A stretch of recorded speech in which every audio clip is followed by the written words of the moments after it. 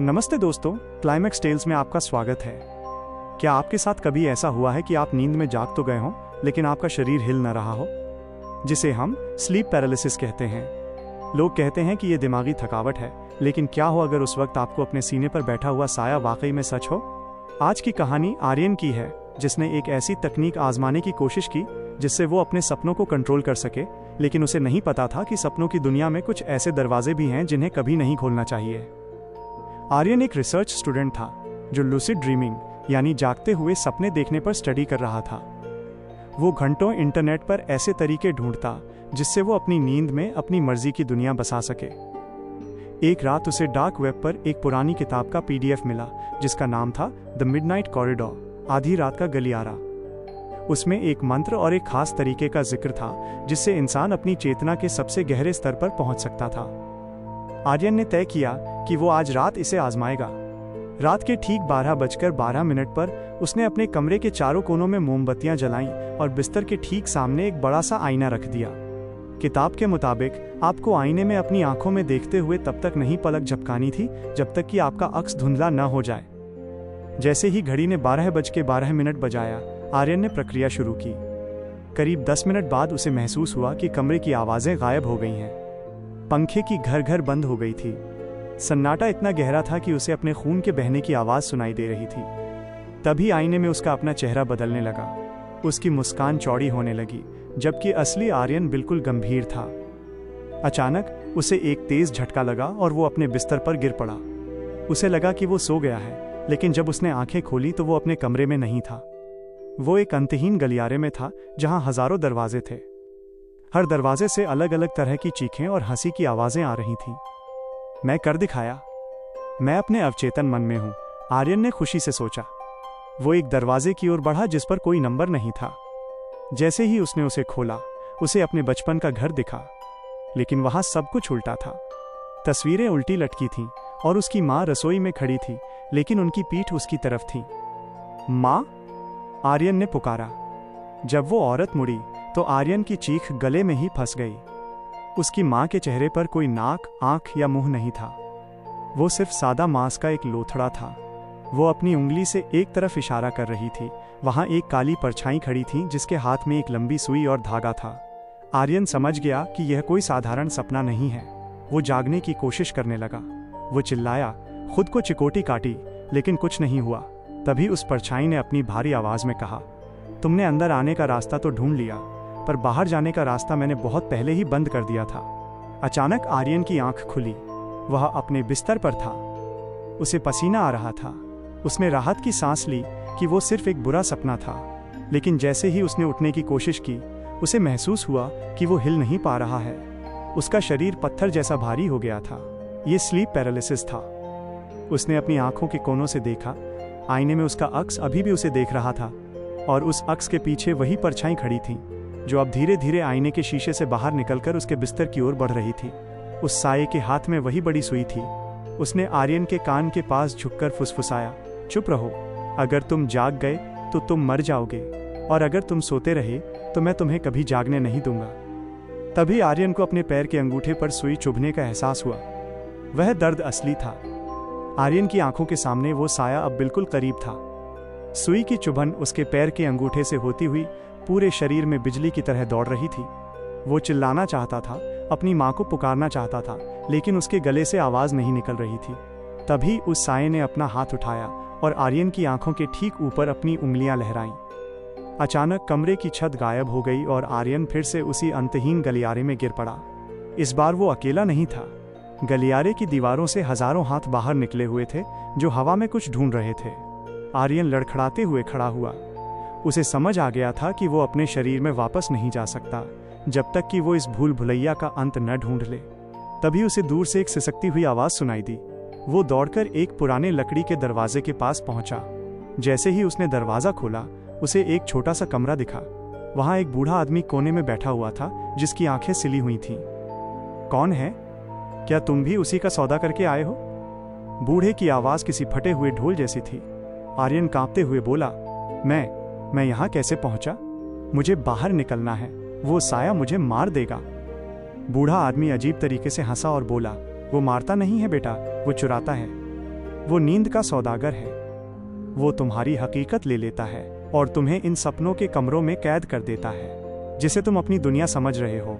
वहां अब वो तुम्हारे शरीर में जाकर तुम्हारी जिंदगी जिएगा और तुम यहाँ उसकी जगह इस गलियारे की रखवाली करोगे। आर्यन के पैरों तले जमीन खिसक गई। नहीं, ऐसा नहीं हो सकता। मेरी माँ, मेरा करियर, सब कुछ खत्म हो जाएगा। एक रास्ता है, बूढ़े ने फुसफुसाते हुए कहा।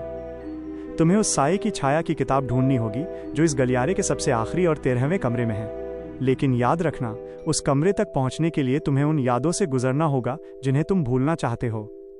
अगर तुम एक पल के लिए भी रुके तो तुम हमेशा के लिए यहीं के होकर रह जाओगे। आर्यन बिना सोचे समझे गलियारे में भागने लगा। जैसे ही वो आगे बढ़ा, गलियारे का रूप बदलने लगा। अचानक उसे अपने स्कूल का वो दिन याद आया जब उसके साथ एक भयानक एक्सीडेंट हुआ था। उसे सड़क पर अपना ही खून से लथपथ शरीर दिखने लगा। दर्द इतना असली था कि आर्यन घुटनों के बल गिर पड़ा। उसे लगा जैसे उसकी हड्डियां सच में टूट रही हों। यह सच नहीं है, यह सिर्फ एक सपना है, आर्यन ने खुद को चिल्लाकर याद दिलाया। जैसे ही उसने ये स्वीकार किया, वो दृश्य धुएं की तरह उड़ गया। वह भागता रहा। अंत में वो उस 13वें दरवाजे के सामने था।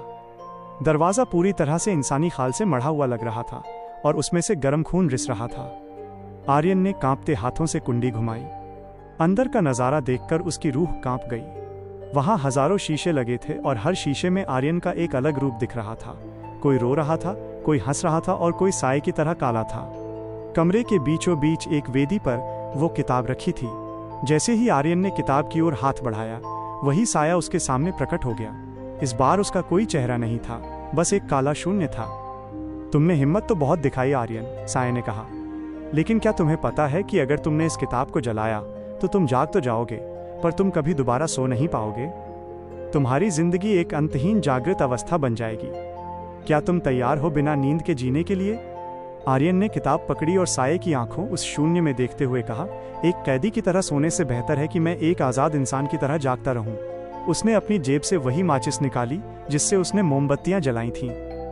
जैसे ही उसने किताब में आग लगाई, पूरा गलियारा कांपने लगा। शीशे टूटने लगे और वो साया एक भयानक चीख के साथ धुएं में बदलने लगा। अचानक एक जोरदार धमाका हुआ और आर्यन को लगा जैसे वो हजारों फीट की ऊंचाई से नीचे गिर रहा है।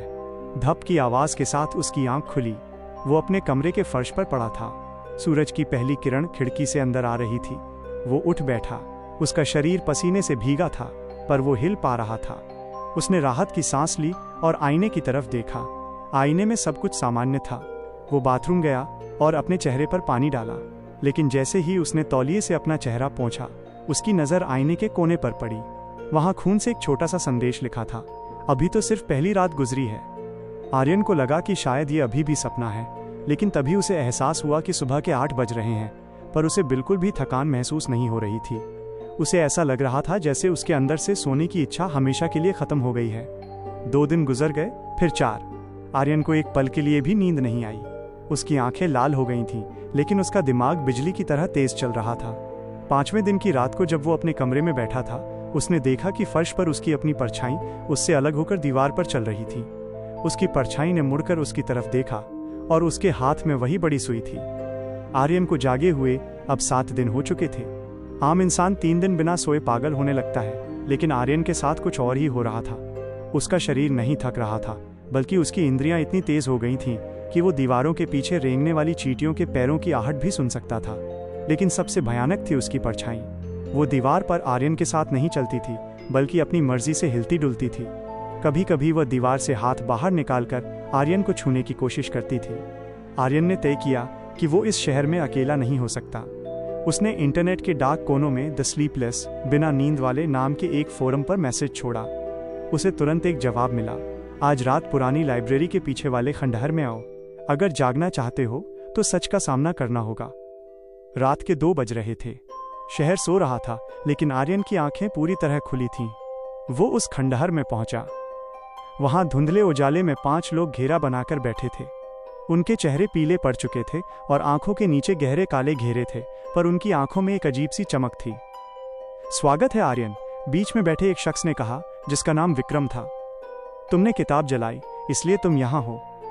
हम सब भी तुम्हारी तरह नींद के सौदागर के शिकार हैं। लेकिन तुम्हें एक बात बता दूं, तुमने किताब जलाकर उसे खत्म नहीं किया, बल्कि उसे आजाद कर दिया है। आर्यन का माथा ठनका। क्या मतलब? उसने तो कहा था कि मैं जाग जाऊंगा। विक्रम कड़वाहट से हंसा। वो सौदागर है आर्यन, वो कभी घाटे का सौदा नहीं करता। उसने तुम्हारी नींद ले ली ताकि वो तुम्हारी परछाई में रह सके।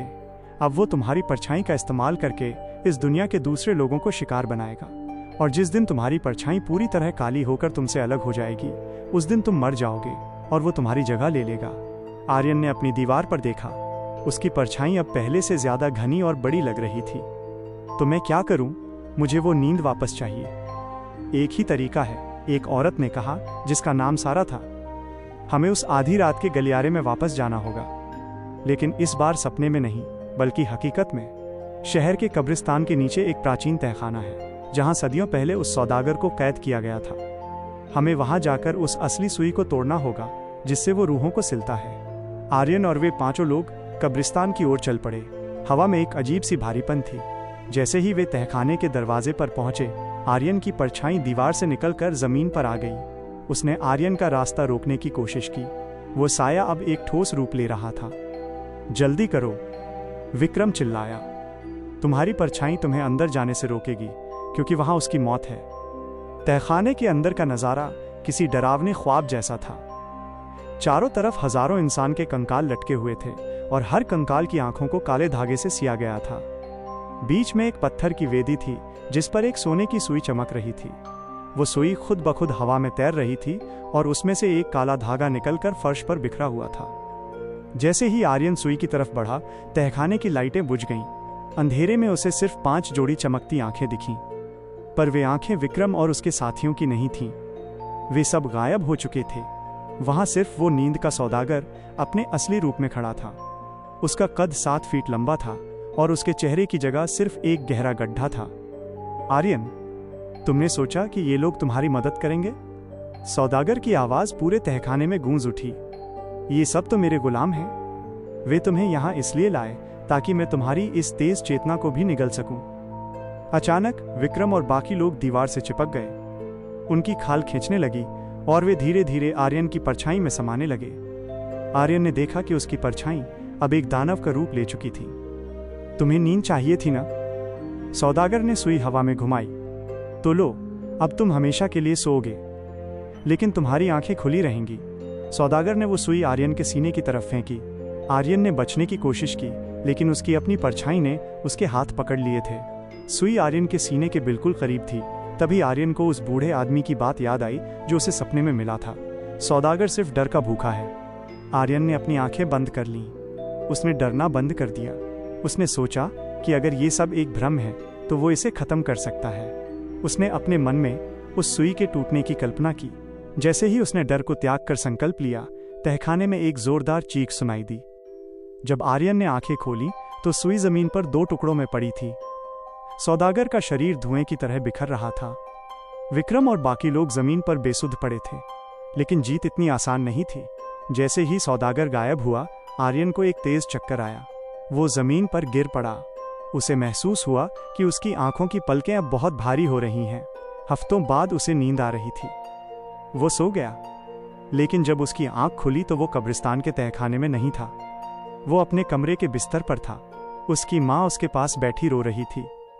आर्यन, बेटा, तुम जाग गए। डॉक्टर कह रहे थे कि तुम 3 साल से कोमा में हो, उसकी माँ ने सिसकते हुए कहा। आर्यन सन्न रह गया। 3 साल? क्या वो सब जो उसने देखा वो सिर्फ एक सपना था जो 3 साल तक चला?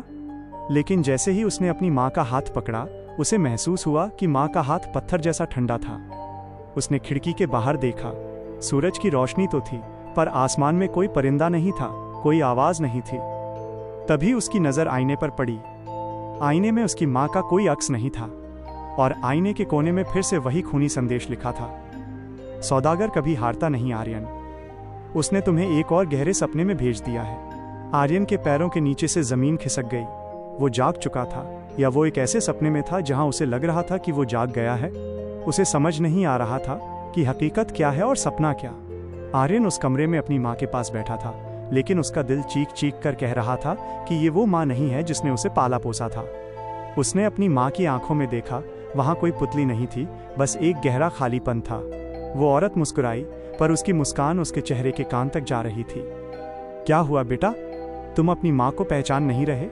उसकी आवाज में हजारों रूहों के रोने की गूंज थी। आर्यन पीछे हटा और चिल्लाया, तुम कौन हो? मेरा पीछा छोड़ दो, मैं जागना चाहता हूं। जैसे ही उसने जागना शब्द कहा, कमरे की दीवारें पिघलने लगीं, फर्श मोम की तरह बहने लगा और आर्यन फिर से उसी काले शून्य में जा गिरा जहां न ऊपर कुछ था न नीचे। तभी अंधेरे से नींद के सौदागर की आकृति उभरी। वो अब पहले से कहीं ज्यादा विशाल और डरावना लग रहा था। आर्यन, तुम जितना जागने की कोशिश करोगे उतना ही गहरे दलदल में फंसते जाओगे। सौदागर की आवाज ब्रह्मांड की गूंज जैसी थी। हकीकत क्या है? क्या वो दुनिया जहां तुम काम करते थे, जहां तुम थकते थे, या ये दुनिया जहां तुम अमर हो? मैंने तुम्हें वो दिया है जो कोई इंसान नहीं पा सकता, एक अंतहीन सपना। आर्यन को समझ आ गया कि वो सौदागर से लड़कर नहीं जीत सकता। वो एक दिमागी परजीवी था जो उसके डर और उसके जागने की जिद पर पल रहा था। आर्यन ने अपनी आंखें बंद की और ठंडे दिमाग से सोचने लगा। उसे याद आया कि वो इस सब में तब फंसा था जब उसने आईने में देखकर मंत्र पढ़ा था। अगर आईना अंदर आने का दरवाजा था तो वही बाहर जाने का रास्ता भी होगा, आर्यन ने खुद से कहा। उसने अपने मन की पूरी शक्ति लगा दी और उसी पुराने हॉल की कल्पना की जहां वो बड़ा आईना रखा था। अचानक उसके सामने वही आईना प्रकट हुआ, लेकिन इस बार आईने के उस पार उसे अपनी असली दुनिया धुंधली सी दिखाई दे रही थी।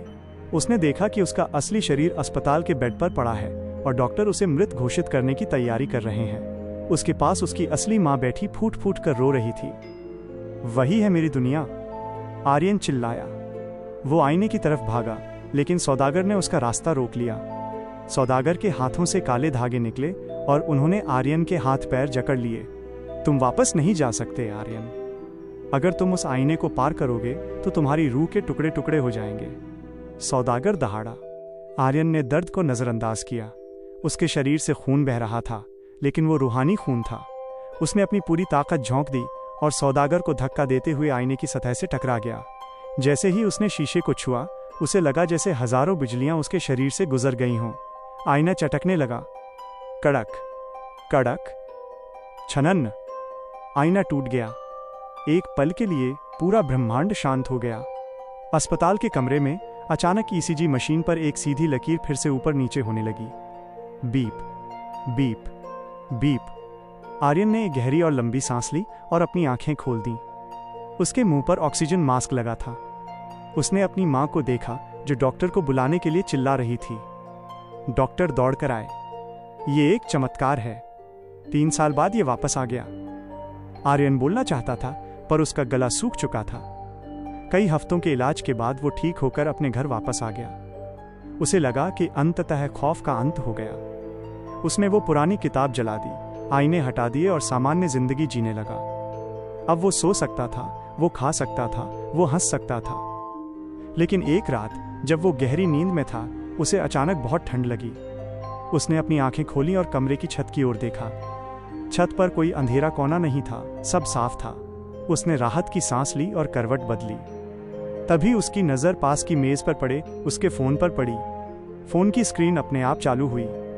अर्नव ने डरते हुए फोन उठाया। गैलरी खुली हुई थी और उसमें एक वीडियो प्ले हो रहा था। वीडियो में आर्यन खुद को सोते हुए देख रहा था। ये वीडियो ठीक उसी समय का था, क्योंकि घड़ी में वही वक्त दिख रहा था।